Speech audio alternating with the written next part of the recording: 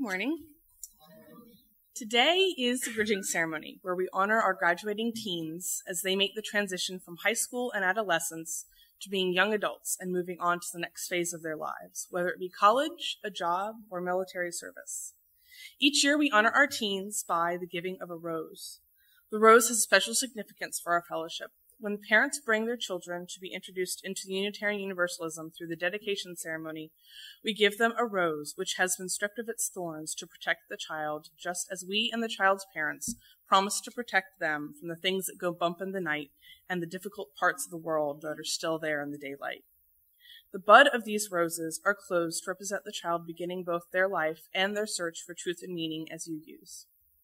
The roses we give the teens today have their thorns intact, because now we must recognize we can no longer shield them from the world. They must go out and find their place in it, and to do that, they must be aware of the prickly parts of life. However, the bud is open and in full bloom, just as they are coming into themselves. Their journey beyond what is safe is also taking them down the road that leads them to living full lives. It is now their turn to blossom into who they will become. I am now going to call the names of each of the graduating teens, and as I do so, if you guys will come stand up front to the pulpit and you will receive your rose and be recognized. So first we have Mariana Aubad,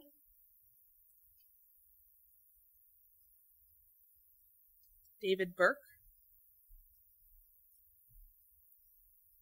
Hayden Dushki, who is not here today, and his name was left out of the bulletin, but that was bit of an oversight on our part. Gus Lay, Julian Spence, and Lee Stevens.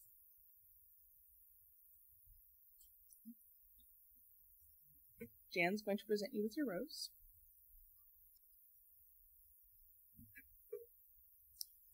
In addition to your rose, you are each going to receive a chalice necklace, on the back of which is inscribed your name and the year. Let these be reminders to you after the roses have withered that the support you have received from each other, your families, and this congregation will never leave you. We hope that wherever life takes you, that you are able to find a religious community that welcomes you, but always know that we are here and will always be here to support you throughout your life, whether you come back to us or whether you choose a different path.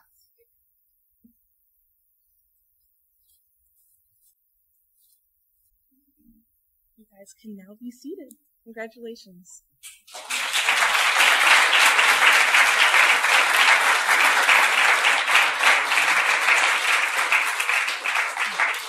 Now is the time in the bridging ceremony where the parents of each graduating teen get a chance to come up and embarrass their teen with delightful stories and how proud they are. So we're going to go in order, the order that's in your bulletin of the teens' names. So if Mariana and her family would come up first.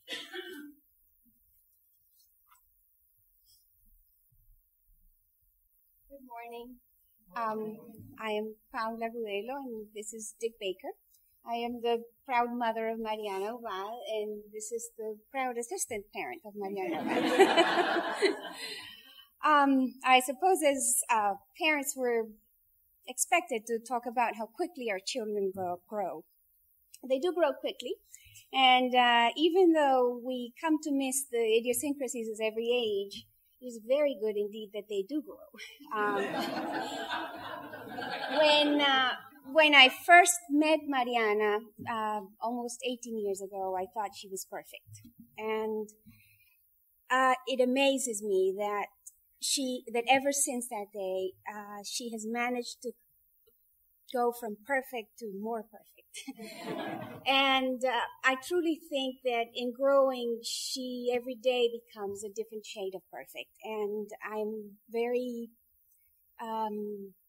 fortunate to be a witness to that process. And I'm very proud to be in front of this warm, gentle, generous, intelligent woman that she is. And congratulations.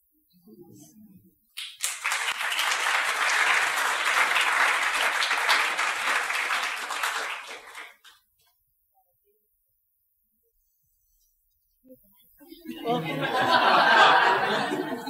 4 years ago when Brian stood up here, I had written a little something to say, and I decided that I would just wing it with David. And so I just want to say that I just love him so much, and I'm so proud of him. And, if you ask me to describe him, I would say he's a Renaissance man because he paints, he likes to read, he gardens, he cooks, probably 5 other things that I can't think of standing here right now.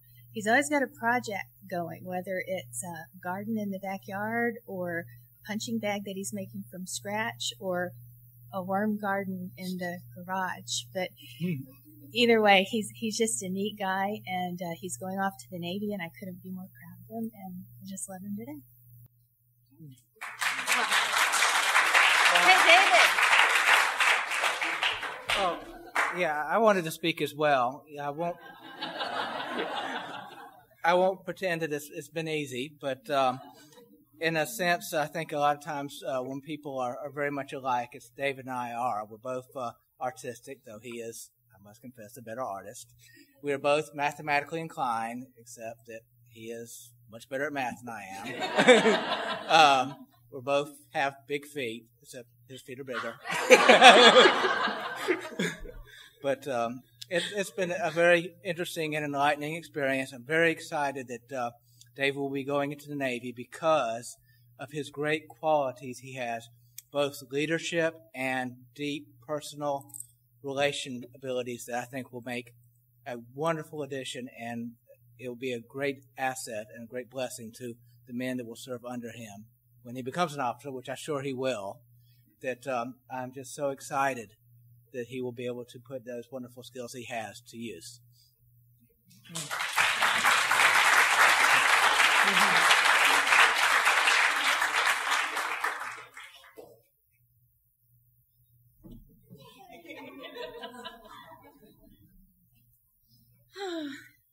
I, like Cindy, am winging this, but isn't parenting winging it.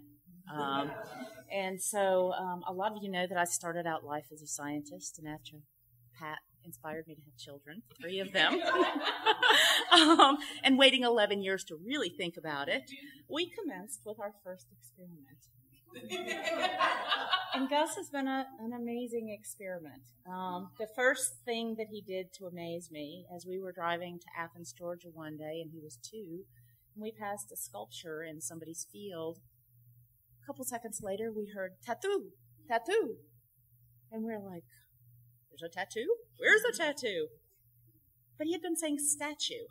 At 2 years old, he already knew the word statue and how to apply it, which was pretty amazing. And over the years, he has amazed us with a lot of things, both good and bad.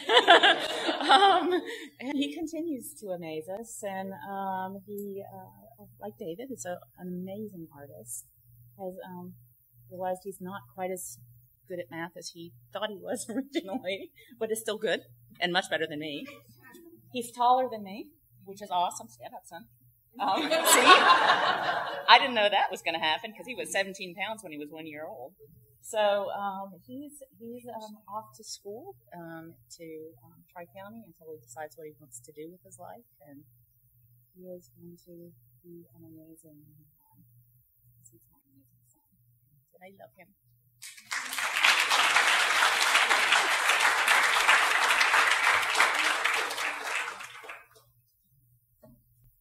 June 13th, coming up, 19 years ago, we got a phone call on Sunday coming back from Spoleto, where my wife and I had gone with the girl's godfather, who's with us today from New Orleans, Jim Randalls. And we came back, and there was a phone message on our machine that we had a couple of presents waiting for us, and those were twin girls, that if we were willing to adopt both twins, we had a family. We could pick them up on Thursday. So in the next 3 days, we spent most of the time shopping and visiting the girls at a hospital in Spartanburg. They were about 3.5 pounds each. They could fit in one hand apiece. They were in so many wires and little tubes and the like, that it just scared me to touch them. And Julian did not come home as quickly as her sister because she couldn't learn to eat. And I think it was almost 10 days before she was strong enough to eat. We were scared to death when she came home because she didn't know how when she came home either. She wasn't eating. And they said, well, she'll figure it out. Oh, my God. What we realized over those 19 years is that all the books that we read and all of the advice that we got didn't mean very much. That Julian taught us how to be parents. She and her sister educated us as we went along. And I think that's the lovely thing about parenthood, is that everything you think you know, you don't. And along the way, you find out that the right ways are taught if you listen well to the younger people who are around you. What we've been fortunate about with this community is that through things like Gold Mine and sex education classes and group activities and religious education classes, we've watched our little girl grow into a woman who not only understands the importance that she owes herself, but the importance of the community around her. And she comes back and she brings everything about the community around her to us and tells us about this lovely congregation and us what she's learned and us how important the chalice has been. And through that, I think over the last 19 years, we've grown to be richer, better people, not only because of listening to our daughters, but because of our daughters' involvement in this organization. So we want to thank Julian for raising us as parents, and thank this organization for teaching her the value of what it means to be service-oriented and community-minded. I love you.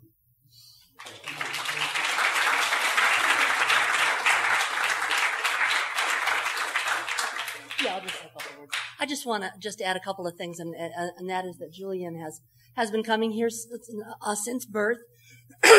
She made her first appearance in front of the congregation when she was 11 months old, and she had a seizure in the baby room and had to be rushed to the hospital. But it was just a fever that had spiked. But this has been an integral part of her life for her entire life. And she's going to Francis Marion in the fall, and every time she tells people this, the first thing she says is, "But I'll be coming back to Clemson at least once a month to go to church." That I think is all that needs to be said about the impact of this congregation. We're very, very grateful to have had it in Julian's life. Love you.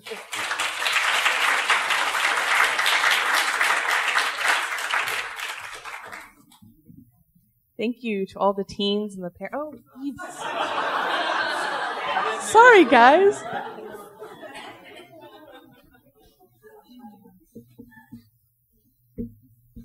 Well, that's just evidence that Lee is a very quiet, reserved type person. But one thing that I want to tell you about is how absolutely witty Lee is. I'll tell one story that some of you may have heard before, but I was grocery shopping in the Seneca Bilo, and I was pushing the cart, and she was sitting in the cart, so I'm not sure how old she was, but she could still sit in the grocery cart. And so we're going through the aisles in a crowded Saturday, and she says in her rather loud voice, "Mom, who made me?" And I'm going, how am I going to explain the birds and bees in the Seneca Bilo? And she says, "Oh, I know, God made me." I went, "Okay." And then she said, "Mom, who made God?"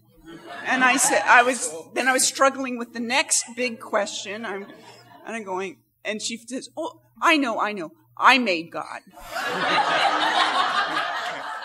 So that's in a little nutshell. And I can't keep up with her. I mean, she is so bright and witty that she says something, and then maybe 30 seconds later I go, "Oh." So, and as many of you heard, a lot of her peers here are artists, and she's an artist too. And I remember two incidents that let me know what an artist she was. She drew a picture very early on of a birthday party. And they're sitting around a table with the cake and everything. But she drew the backs of the people at the table, not just the front. And I said, that's interesting that she noticed that. And then another time we were driving back from West Virginia, where my parents live, and it was just the two of us, and she had one of those magic slates, that you could lift up. And we had a CD of My Fair Lady in the truck that we were driving back. And she sketched the cover of that CD on the magic slate, and it was such a faithful rendition of the cover. But it, of course, didn't last. But so she's done art for forever. But she's also a very curious person. And very motivated to learn. And I think in part it's the association here. It takes a real village, and I really appreciate all of you and what you've done for Lee. Thank you.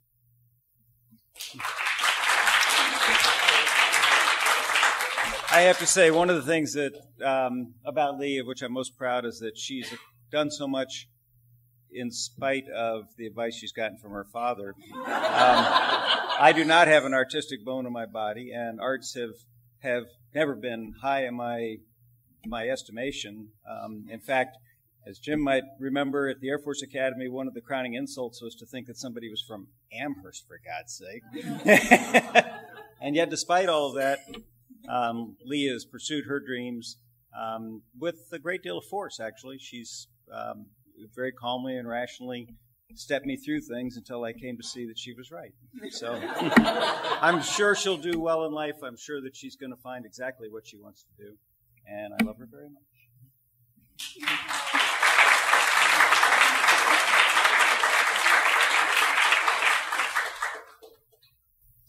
Deans, please join me in the unison affirmation on the right-hand side of the bulletin.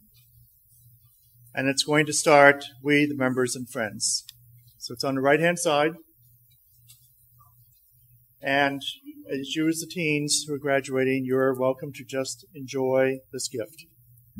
We, the members and friends of this liberal religious community, welcome into you the joys and sorrows of adulthood. It won't be easy, but neither was childhood or the days of being in youth. Now we will step across the bridge into adulthood with all its opportunities, expectations, and demands. We welcome you on this future side of the bridge. We are here for you and will be at your side. All other Unitarian Universalist congregations will be as well. You may have left your childhood and youth behind, but we will always be there for you if you seek us out. Farewell to those years of childhood and youth. Welcome to the years that will bring you hopes and dreams, joys and sorrows, and the time to make your mark in the world. Welcome.